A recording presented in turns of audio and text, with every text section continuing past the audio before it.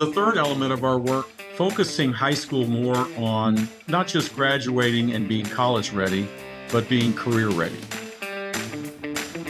Welcome back to Talent Hunters, powered by MRI Network, where each week we talk with the world's top talent strategists and executive recruiters. If you want to build talented teams that drive your company to big goals and big growth, then this podcast is for you. And now, let's join the conversation with today's episode of Talent Hunters.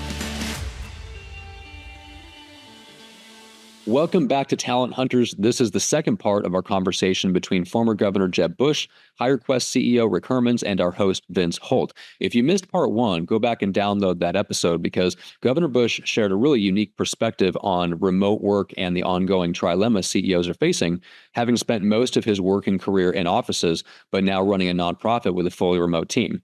Now, in this part of the conversation, they dive into the world of nonprofits and Governor Bush's work in education around the globe. So let's jump into the rest of this fascinating discussion.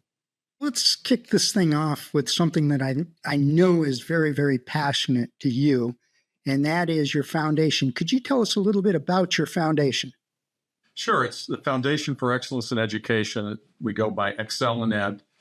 It was founded in 2007 in my post-gubernatorial life to take the Florida story, the K-12 reform story on the road, in effect. That's how we started, to help be subject matter experts on how you pass legislation, how you implement legislation to move the needle on rising student achievement. And our focus is on four different areas today. One is early childhood literacy, a pre-K to 3 strategy that Florida has led the way on. Interestingly, people always think Mississippi's kind of, when you compare the states, the guy, Louisiana and Florida and other places say, thank God for Mississippi, because they're typically 50th. Mississippi applied our K-12 pre-K to 3 strategy, and they've gone from 50th out of 50 on the nation's report card for fourth grade reading to above the national average in a 5-year period. So it kind of proves if you're really focused on cutting edge policy, you can move the needle on perhaps the most important thing that we should do as a nation to assure children are grade level readers by fourth grade. When you're learning, you're not just learning how to read, you're reading to learn.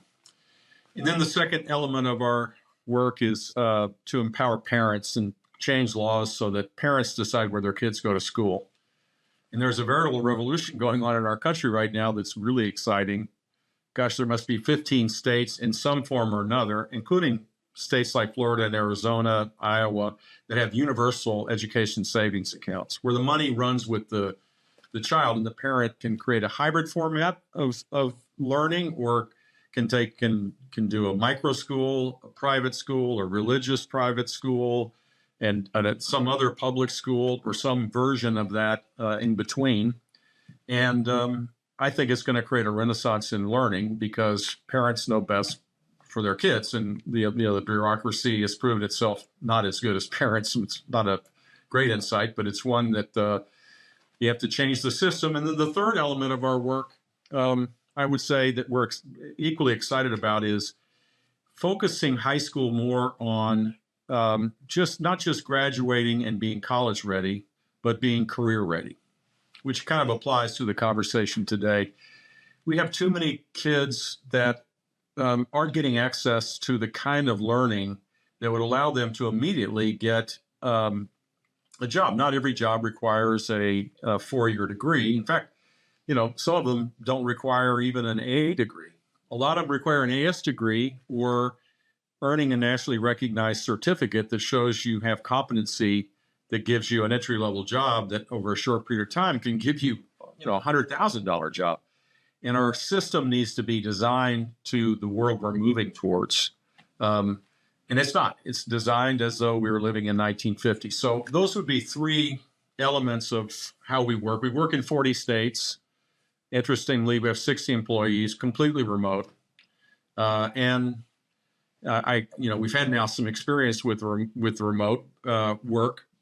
We by definition, we have to be remote because it used to be that we were in Tallahassee and you can't get anywhere from Tallahassee. And if you're working in 40 states, you got to be out amongst the policymakers. And so We were remote before remote was cool, I guess. And there's some challenges associated with that for sure, but there's also ways to mitigate those challenges. Your foundation, what little I read about it, it really drew some interest by me because I have 3 kids that are teachers. One is a first grade teacher, one is a 5th grade teacher, and one is a high school teacher. And obviously I see it through the teacher's eyes. And my daughter that is a first grade teacher has her own challenges from the standpoint of the classroom is made up of special need kids all the way to a first grader that is doing beyond algebra. And so there's such Whoa! exactly. Did we meet that kid?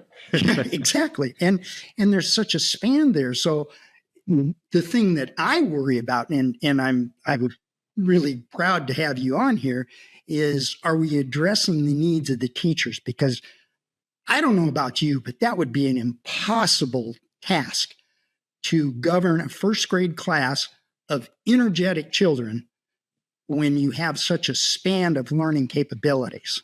Totally. It's a great comment and a great query. First of all, I think our schools of education are not designed for that experience that you just described. It's quite common for K-3 teachers. They're thrown into the classroom. They learn about the history of education. They learn about the pedagogy. They learn about stuff that it's not really relevant when you're thrust into a class with a wide range of capabilities for these kids. Secondly, reading is the most important part of the K-3 experience, and they don't learn the science of reading.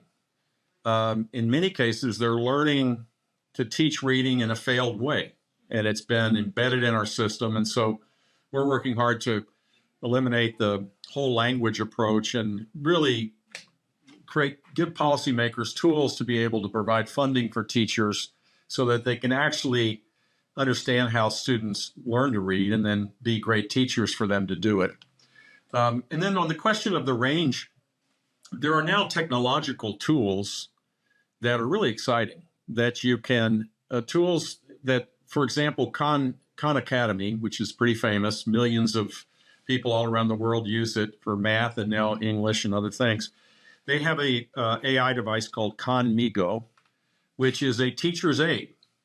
And you could envision your daughter in first grade being able to use this teacher assistant to be able to create the lesson plans, not for the kid of the 18 kids in Florida, because that's what the Constitution, the limit.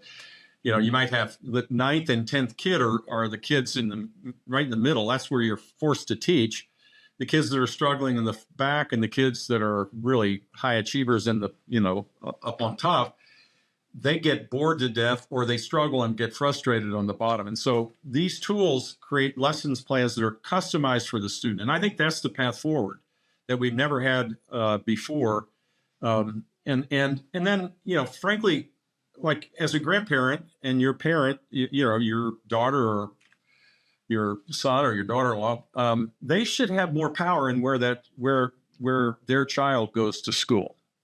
In Florida, if you have a learning disability, you have a federal civil right to be able to get adequate teaching. Although to try to sue for that, it takes forever.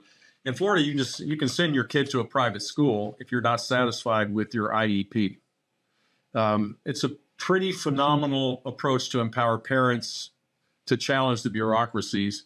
And I think we need to do that more and across the board, where we create a whole array of options, both public and private, charters, and all sorts of different ways online for kids that have unique challenges. We're on that path. I wish it could be accelerated, but look, government-run, unionized, politicized monopolies just don't go quietly in the night. Their economic interests drive a lot of the discussion, and teachers are kind of set in the middle of this, and they get frustrated, deservingly so. And then the final thing I'd say is great teachers ought to be paid greatly. Bad teachers should be out of the classroom. And we're very, it's very hard to do that. Florida, there's more flexibility, but most states there isn't. And, pay for, based on merit, has to be part of the going forward strategy. Pay for kids, teachers that are serving in the underserved areas. Paying more for teachers that are in, as you get older, math and science, where there's big shortages. Basically our workforce in education, the strategies the same strategy we use in the private sector, where by necessity you have to do these things, ought to be done in the public education and education system in general. For whatever reason, this is a slog, but I'll tell you, I think we're making really good progress, and I'm proud of the work that we do, and I'm proud of the legislators that are courageous to go up against the unions to fight for all those things that are clearly, necessary to be successful in the 21st century. Real quickly, Governor Bush, would you please tell our listeners where to look for your foundation? Yeah, www.ExcelinEd.com. And one final thing, we have an annual summit. If you're an ed reformer, it's pretty beleaguered. You get beat up a lot. And so we found this, we invite policymakers, state legislators, governor, education policymakers, education commissioners, whole array of people to come annually to hear, be inspired by great speakers, and then to interact with one another, because it's a small universe of reformers. It's not a big, large number of people. And so we're having that in a couple of weeks in Oklahoma City. I'm excited to participate. And if anybody wants to come, they're invited. ExcelinEd, www.ExcelinEd.org. Thank you, Governor Bush. Appreciate that.